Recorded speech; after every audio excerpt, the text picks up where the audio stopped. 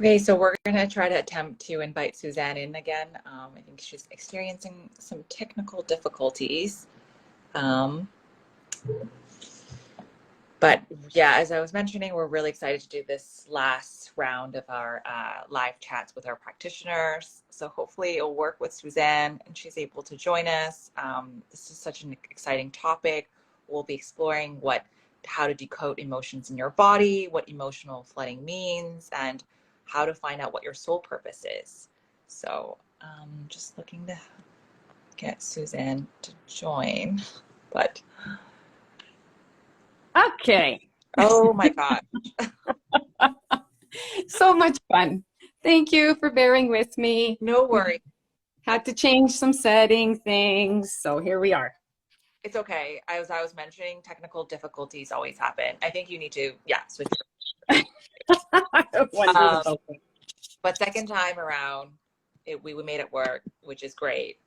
But I was just saying how I'm so excited to do this live chat with you. And this is actually the last live chat we're going to do this year. So I think the people who are tuning in, who have tuned into our other chats, you know that we do these weekly live chats with our practitioners. And I'm really excited to do this with you, Suzanne, because I think the topic we're covering today is such a big and important topic. I mean, they all are, but decoding emotions in your body, I think we hear, mind and body connection a lot, but I think a lot of people don't really know what that means. So, and then also some of the terms that you brought up, like soul purpose, emotional flooding, like all of that is so important. And during my research, I didn't realize that this whole concept of emotional flooding is something that has been so prevalent in my life. And I think once you gain awareness of it, you can start to kind of develop strategies to mitigate that or to manage it, right?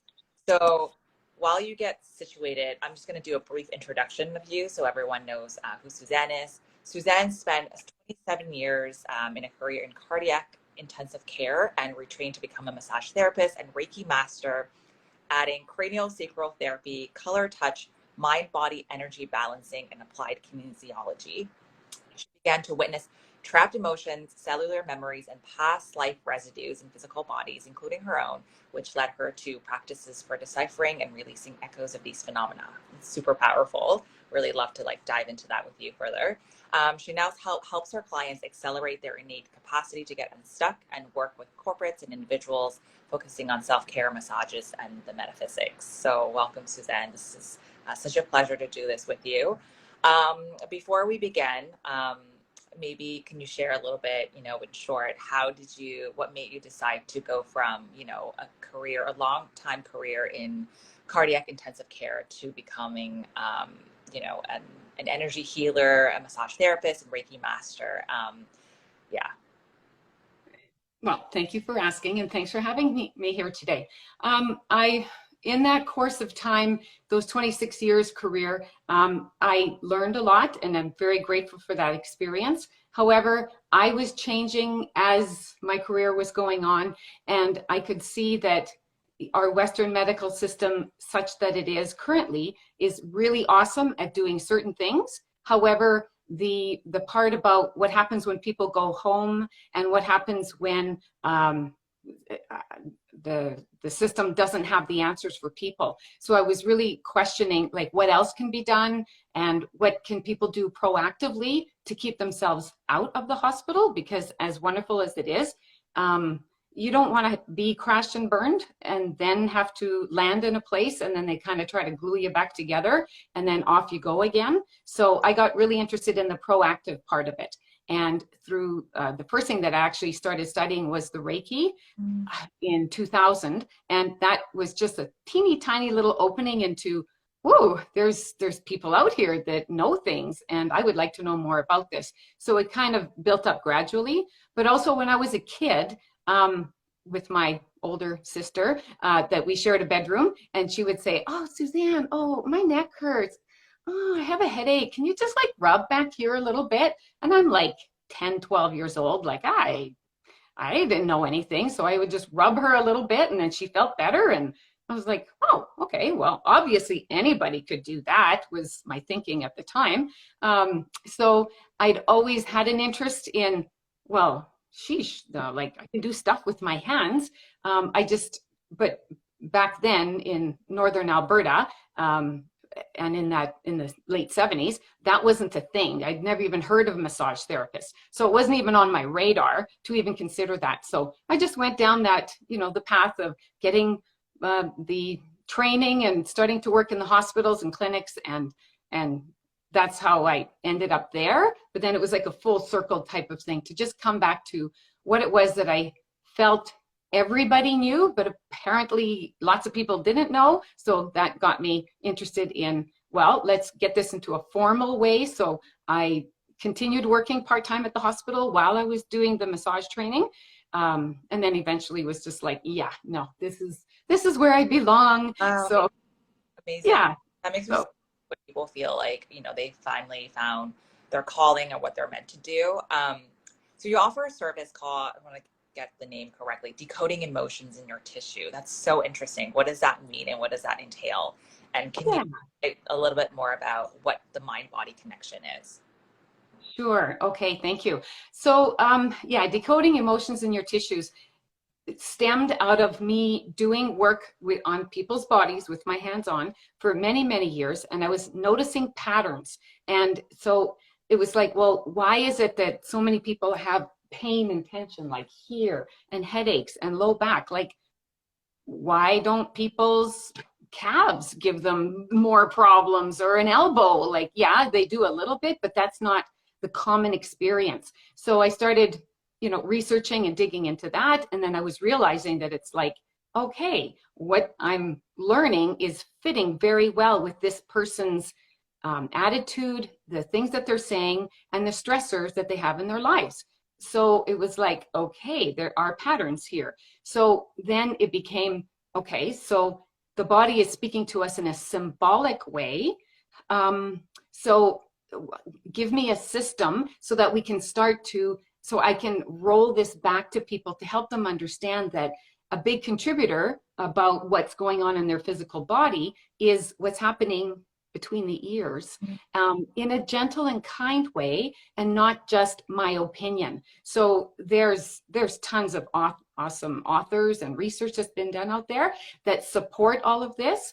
And as a massage therapist, it was a wonderful opportunity for me to be able to offer that as an additional understanding of the person, not in the way that I'm doing therapy for them, is just gentle nudges, gentle questions, gentle, how's that working for you? Would you like something different? So, so having those little bits of conversations in a safe and a sacred space where a person can feel that they can just really be themselves. Right. And we're not, like, I am not their family member, that because family is awesome. However, the people in our inner circle, once you've kind of shared certain things with them, they don't tend to forget, or it's not at arm's length. So it's not necessarily ideal to be speaking with people that you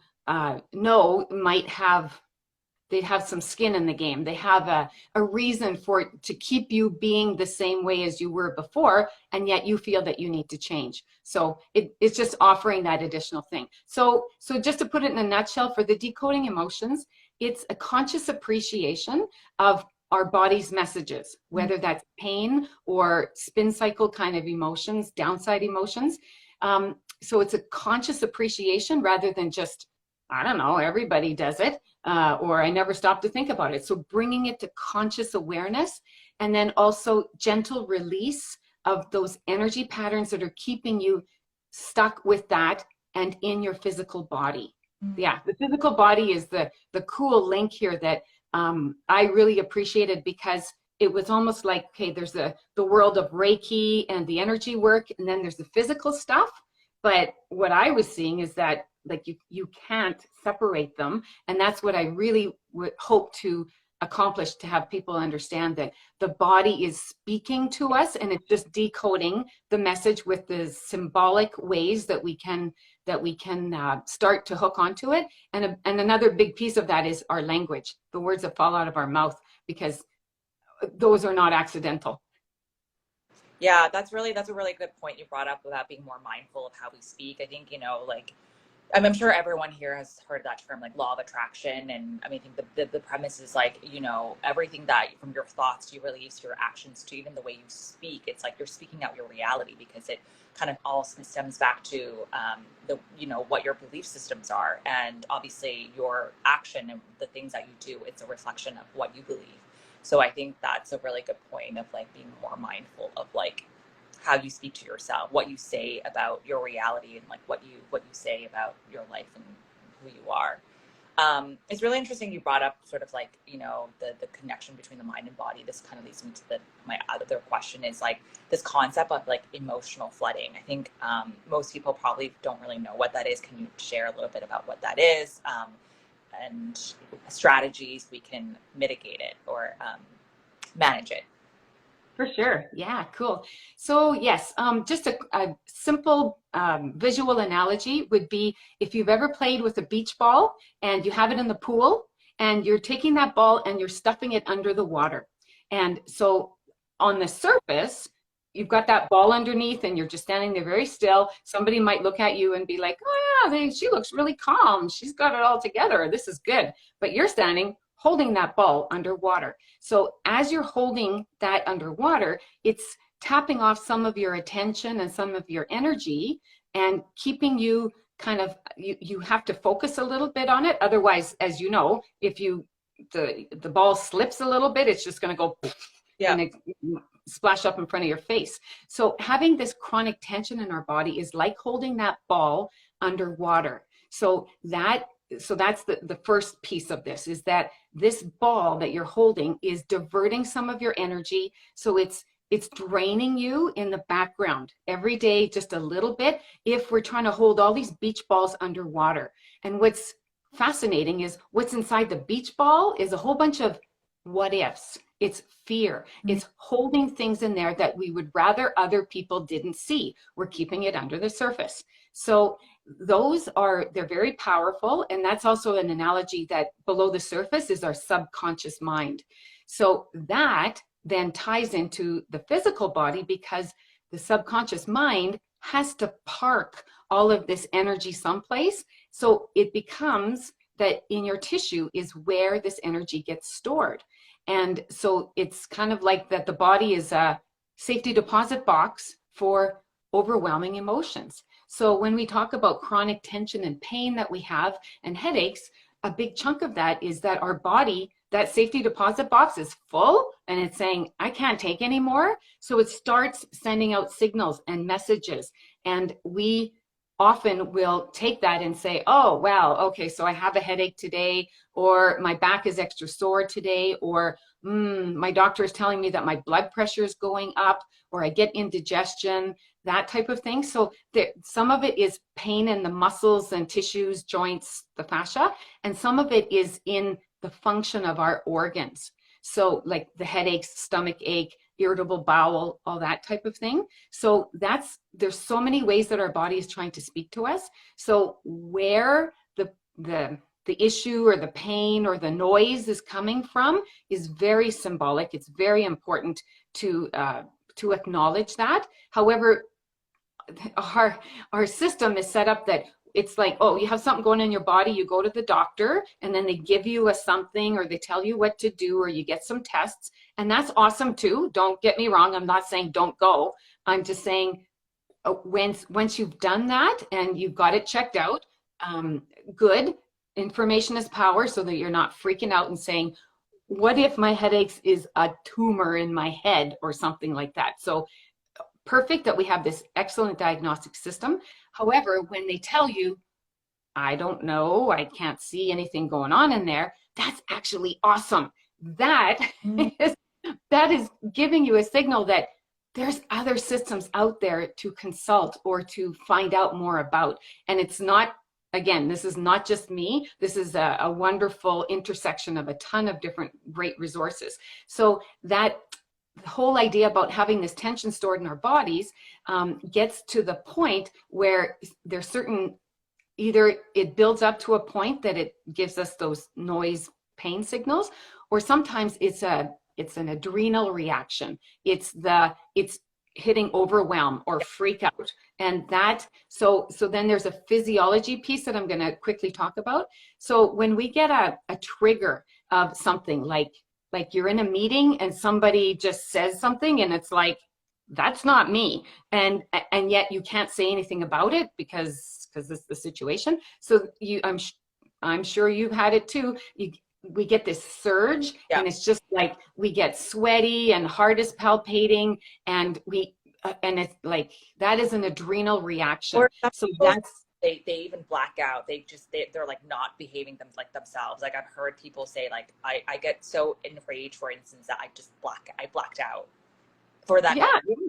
Yeah. Our peripheral vision also comes to a tunnel vision. Like there's a whole list of things. So that's part of the fight or flight response that comes from the adrenal glands. So once we get triggered like that, this was amazing fact when I saw it. For 20 minutes after we get a trigger like that, for the next 20 minutes, we have decreased blood flow to our frontal cortex, which is where we do all of our rational thinking and our planning and all of that great information that we've read someplace or heard about. But yeah, for 20 minutes, like, hello, shut off, cannot access that. So we're in that's the emotional flooding piece. And there was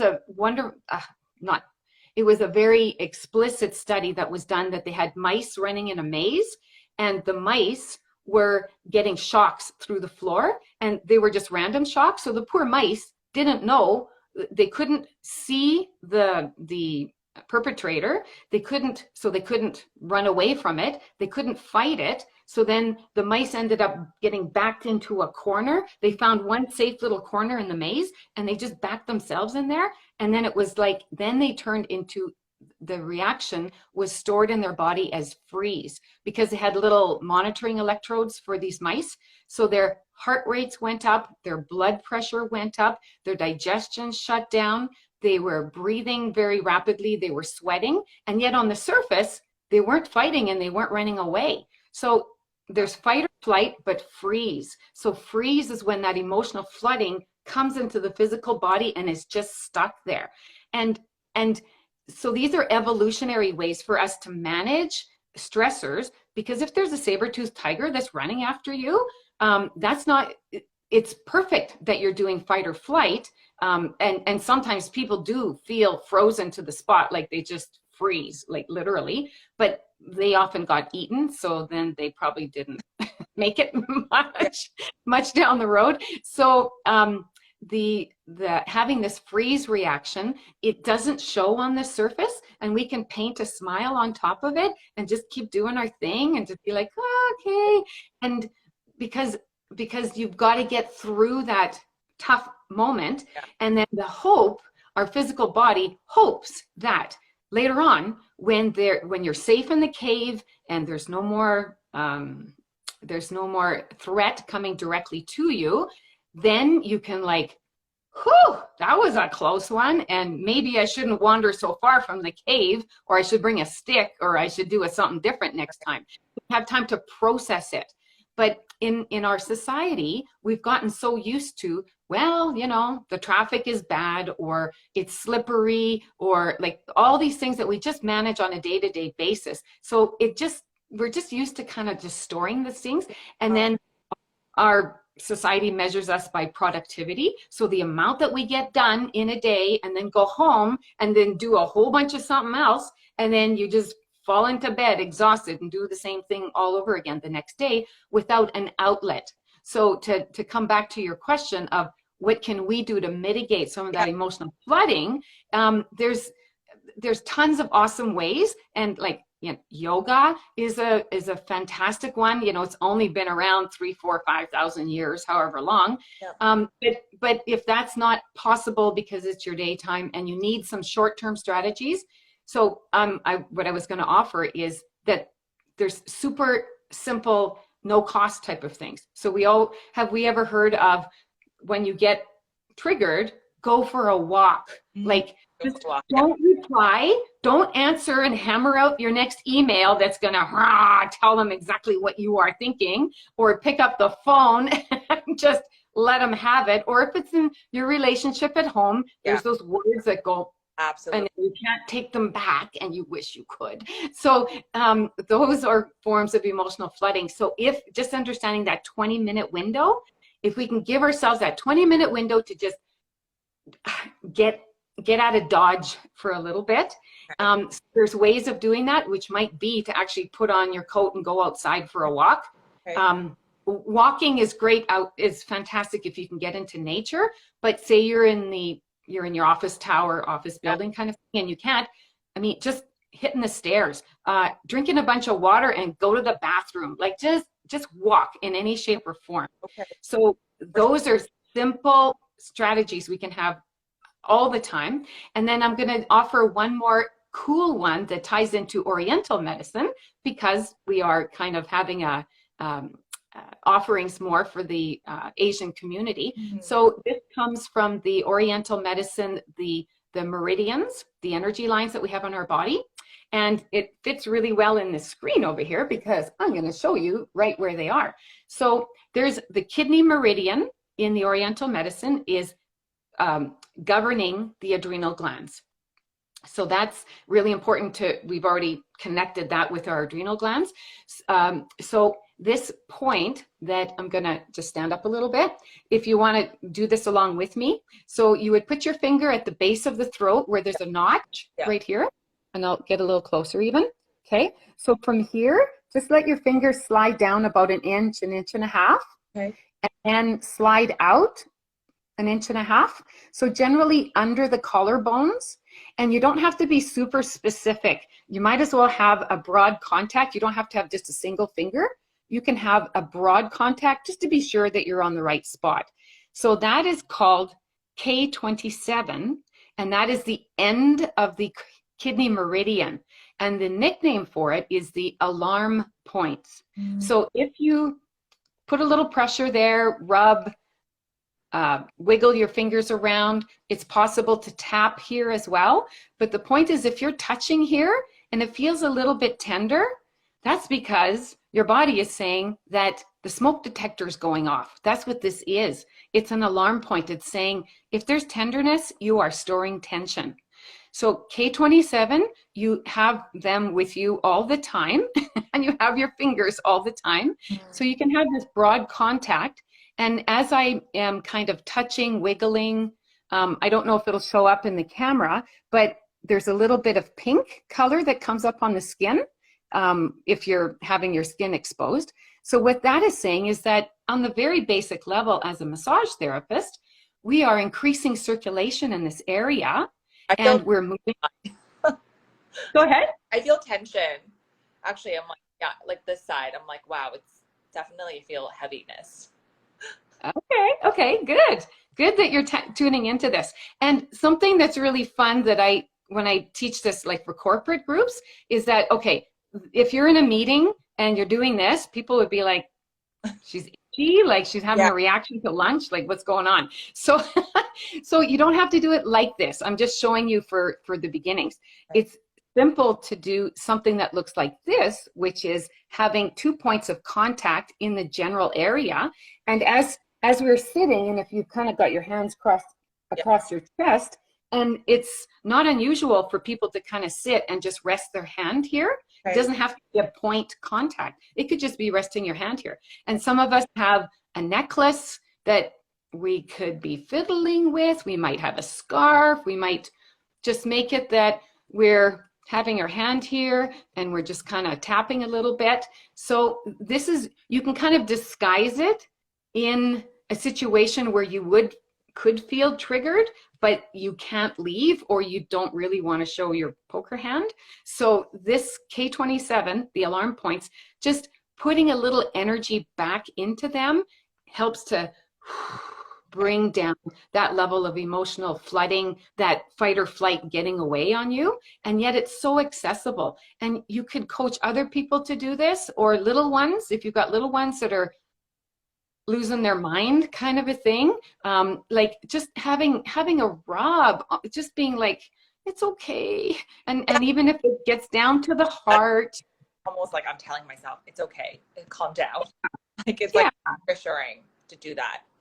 Yeah, it's reassuring. Just having touch is reassuring. So it doesn't have to be specific but just an awareness that our body does have these little key points. And when I found these, I was like, what? Of course, I incorporate that into the massage that I do. And at that same time, I'm able to offer that to people to kind of go, you can do this for yourself and offer it to others. And it's a self-soothing mechanism. And I think it's pretty cool that it's parked right here where we can always access it and do it with just even one hand. So there's lots of strategies. There's something else called a butterfly hug that comes out of the EMDR world. Butterfly hug. What is that? Okay, well, I'll show you that real quick. You're going to be gauging the time that we've got, so Yeah. I just jump into it. So again, okay, so I'm just going to back up a little bit. So it's, again, an upper body thing, so that you would have your hands crossed, and essentially it kind of looks like you're giving yourself a hug. Yeah. However, you can amplify the benefits of this by doing alternating tapping on either side. Yeah. So it kind of looks like you're, you know, becoming a butterfly. Now I'm being a little exaggerating here, but this is a way that calms the nervous system and feels like a hug at the same time. And some of the physiology regarding this is that we're crossing the midline of the body in an alternating fashion. And anytime that we cross the midline, like that we're putting pressure or presence on one side, then the other, one, then the other, then that is soothing to the nervous system, which is what got triggered by the adrenal response to begin with. Yeah. So it, and a way, if you have pets at home, if a cat, maybe, if you ever can have a cat walk on you and they're doing this and it's like one side then the other, it's so soothing. So it's like kitty cats are trying to do this for us, but they don't do it long enough. So butterfly hug. And what I read that was so wonderful about this is a group of researchers, PhD students that were studying this. There was an earthquake in Haiti, and I think it was in 2009, something like that. And this crew was teaching and researching this butterfly hug, and they jumped on a plane and they went down to Haiti, and they were there to teach people who had nothing, seriously nothing, after another of the disasters. So kind of timely for what you guys are going through too. Oh my goodness, our heart goes out to you guys. It's just got slammed. So anyway, butterfly hugs is just a way that just kind of soothes us. And even if it's not tapping, even if you were in the office, again, to disguise this, that you're kind of just squeezing one arm than the other. And again, it doesn't have to be this big. I'm just doing it for the camera.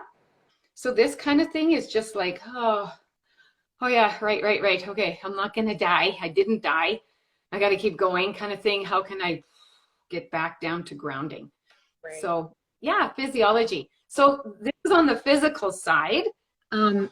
However, more too with the decoding emotions in the tissues, we've stored a lot of this stuff already, and a part of it comes from this lifetime.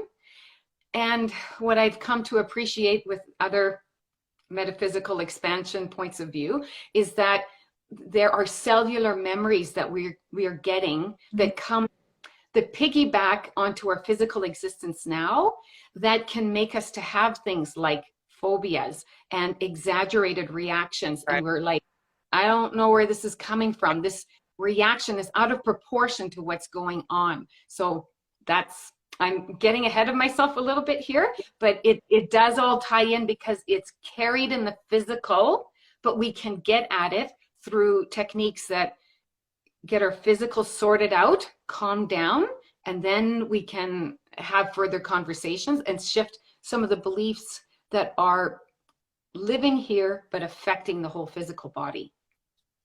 I mean, honestly, I feel like we can talk like for days about all of this. I think, yeah, I mean, unfortunately, we're coming to the end, but I do want to ask you one more question because I think this is a big one, and I definitely want to ask you on the topic of soul purpose. You know, I think this year has been, you know, I think we've made a lot of progress in terms of sort of mitigating COVID, but we're still in a very much pandemic, and I think it's not over. And I think not that COVID isn't over, but I think definitely the aftermath of COVID, and we're still very much in a pandemic. And I think this year the silver lining is I hear from a lot of people is like they've really begun to reevaluate their lives, and people are just not living on autopilot anymore. And a lot of people are leaving their jobs because they're like, I want something more meaningful, right? Like life has to be more than this. Just then going to work and getting a paycheck. And I hear this from a lot of different people. And I hear the term soul purpose a lot, but can you explain a little bit what that is? And does everyone have a soul purpose? And how do we find out what our soul purpose is? And this could be also a really long conversation, but if you can just kind of shed light on a little bit on that for the audience, so we can kind of leave on this note for something for people to think about in 2022, right? As they enter a new year, you know, if people do have a soul purpose, maybe it can kind of inspire them to be on that path to finding it. So. Okay, sure. Thank you. Yeah. So that is definitely a question that was an accelerant and a propellant for me to be doing these researches, because I felt that I had something to offer, but then I wasn't sure, like, should I stay at the hospital? Should I do something different? So I'm going to say right off the bat, if a person has curiosities, or it always comes back to, but there's something more, follow that. Don't turn that off and just say, whatever. If you've got the curiosity, that is an accelerant for you, and use that energy to keep you going, asking questions, try this, try that, enroll for that. At least do 1 or 2 of those types of classes and see if it fits for you. But also I want to acknowledge that not all people have a really clear calling that makes them like, oh, I really want to go there. And if you're not having that and you're kind of going, am I missing the boat? Like that's not a happy feeling either. But what's happening now with the pandemic, but also with the Trump administration, with the natural disasters that we've been having, all the global changes, like just everything is just coming to a crescendo. And Black Lives Matter and storming of Capitol Hill, like there's so many things that anti-Asian hate crimes, I want to say also, like, oh yes, right, yes. So all of that was in the past. That was a bunch of beach balls being held underwater, and now all these things are like and they're all splashing up at once, and we're like, what is going on in the world? There's too much. But the reason for that is because all of this stuff is coming to consciousness, and it's just one after another, because it's been suppressed for far too long. So on a global scale, our collective soul purpose that touches each and every one of us is that any fears that we've had, it's time for them to come up to the surface. And even if you didn't know that it was such a thing, like if it never touched your own life of Asian hate crimes, for example, but then you see that it's happening, and we have media that feeds us these things. In the past, we wouldn't have seen so much of it.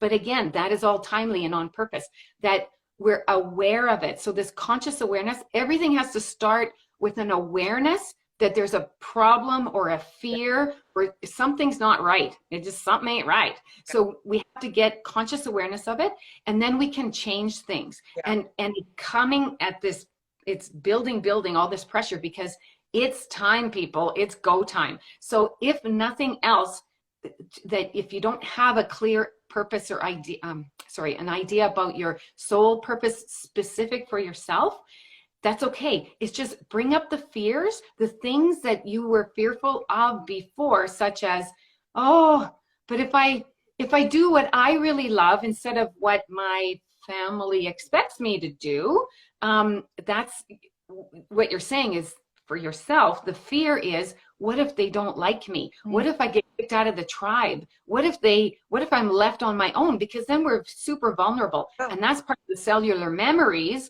of in the past. Yeah. If you were shunned from the tribe, you died. You were locked out in the cold and hungry. You died. You got eaten by the saber-toothed tiger. So those are super deep fears that come from past lives, and they're coming up now for us to say, okay, however, that's not the situation anymore. So can I conquer some of these fears and get some of that forward momentum so that you can see, like, I did that thing that I thought was super scary.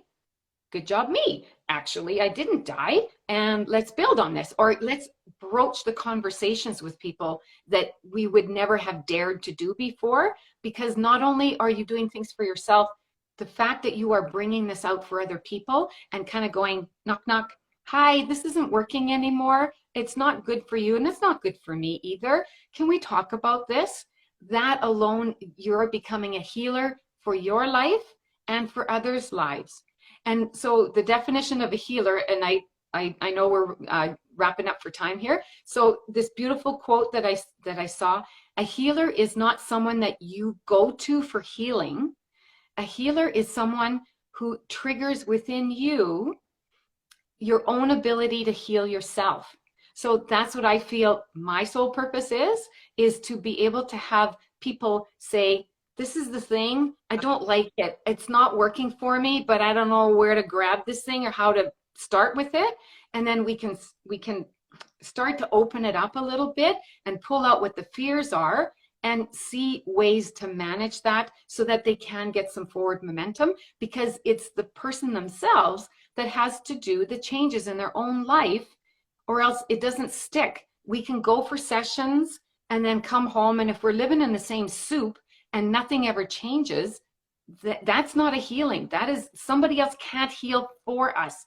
They can give us new insights and new directions and new tools, like a K27 or a butterfly hug, or an awareness that, oh, this stuff is all for the better. This fear stuff that's all splashing up, this is going to make us a better place in the long run. The residential schools, those things, we've known about it for a long, long time, but it's being brought up to consciousness, and then people talking about it and acknowledging, and that's a healing.